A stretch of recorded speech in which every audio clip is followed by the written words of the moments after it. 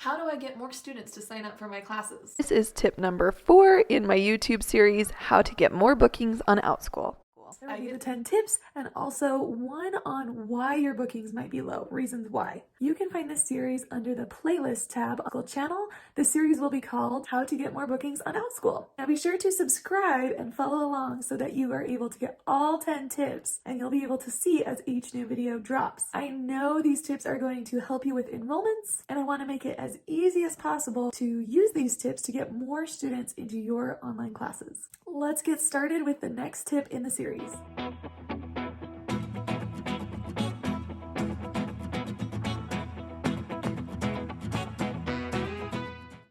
Tip number 4, teach a variety of class types.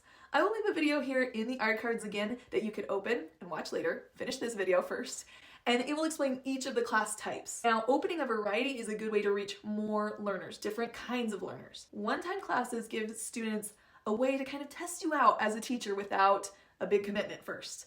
Courses are really great for building trust and rapport over time with a learner, getting to know them. Ongoing classes also help with that, and they create a way for you to review with students and create a club that they can subscribe to from week to week. It's an easy one-click buy for parents too, that they don't even have to think about again and again. Now, flex classes are a really easy way to use your same content in a course and share it with learners that can't make it at the time you're teaching those times and dates. You use the same material. In fact, whenever I get a requested time slot I can't fulfill, I send parents my flex class option, and I get a lot of signups that way. Here are my class examples to help you out. For my one-time classes, I do the hardest multiplication facts. I get them right in the door there.